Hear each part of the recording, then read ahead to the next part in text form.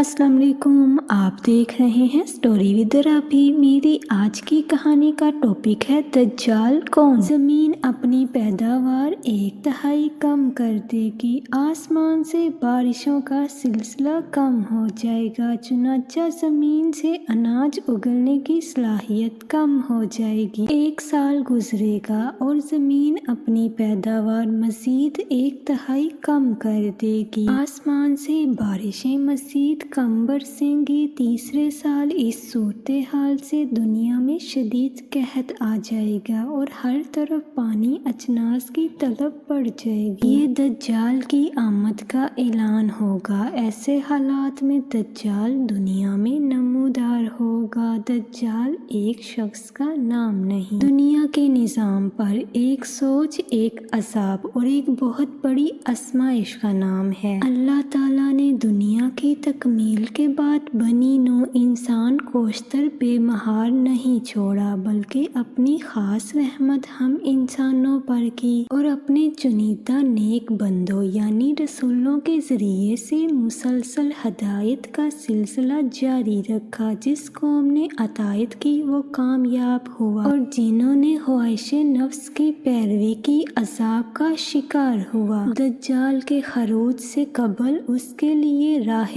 ہموار کرنے کا سلسلہ یہودی انصاری کی کوششوں سے جاری ہے۔ خفیہ اسرائیلی سازشیں تو عرصہ سے جاری ہیں۔ اس کی ظاہری مثال یروشلم میں امریکی سفارت خانہ کے قیام کے اعلان سے دیکھی جا سکتی ہے۔ دجال کو اللہ بہت زیادہ قوت عطا فرمائیں گے۔ یہ دنیا کے تمام وسائل پر اس وقت قابض ہوگا جب دنیا شدید قحط کی لپیٹ میں ہوگی اور یہ ساری دنیا کے ارد گرد اپنی جدید سواری میں چکر لگائے گا۔ دجال دنیا پر 40 دن قیام کرے گا۔ پہلا دن 1 سال کے برابر ہوگا، دوسرا دن 1 ماہ کے برابر اور تیسرا دن 1 ہفتہ کے برابر ہوگا۔ باقی دن عام دنوں کی طرح ہوں گے۔ اس کی ایک آنکھ ہوگی، پیشانی پر کفر یا کافر لکھا ہوگا، ایمان والا پڑھ سکے گا۔ آج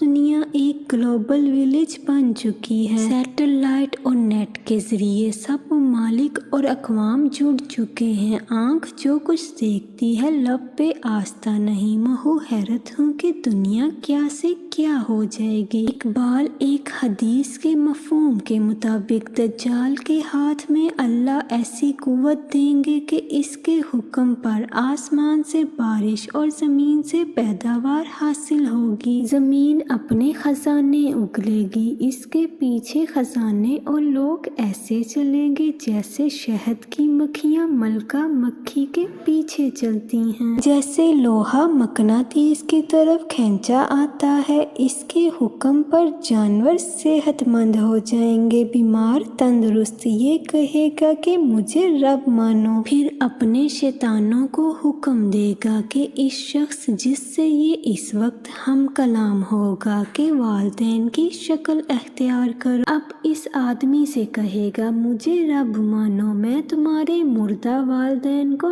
زندہ کر سکتا ہوں، اور اپنے شیطانی دغا بازی کے ذریعے نقلی والدین پیش کر دے گا۔ کمزور ایمان والے اس کی باتوں میں آ جائیں گے، جبکہ ایمان والا کہے گا تو کانا دجال ہے جس پر اس کو آرے سے چیر دے گا۔ یہ آدمی کو قتل کے بعد دوبارہ زندہ کر دے گا اور کہے گا کہ میں تیرا رب ہوں۔ یہ سب دجال کے ذاتی کمال سے نہیں ہوگا، بلکہ اللہ تعالیٰ اس کی رسی دراز کریں گے اور انسانوں کی آزمائش کے لیے اس کو قوت دی جائے گی کہ دیکھا جائے کہ کون حق کی پیروی کرتا ہے اور کون باطل کی۔ اس کے پاس بہت سے حربے ہوں گے، بہت سے دغا باز ہوں گے اور وسائل پر اس کا قبضہ ہوگا۔ یہ دنیا پر قیامت سے پہلے ایک قیامت برپا کر دے گا۔ امام مہدی کا نزول ہوگا، وہ اپنے جاں بازوں کو لڑنے کی تیاری کر رہے ہوں گے کہ حضرت عیسیٰ کا نزول ہوگا۔ حضرت عیسیٰ دجال کو بابلت کے مقام پر قتل کریں گے۔ اس وقت دجال کے ساتھ 70,000 یہودیوں کی جماعت ہوگی۔ یہودی لڑائی کے دوران غرقت نامی درخت میں پناہ لیں گے اور یہ درخت یہودی کو اپنے اندر چھپا لے گا۔ اللہ کی مدد سے فتح ہوگی۔ فتنہ دجال بعثت آدم سے قیامت تک کی سب سے بڑی اور ہولناک آزمائش ہے۔ اس سے حضرت محمد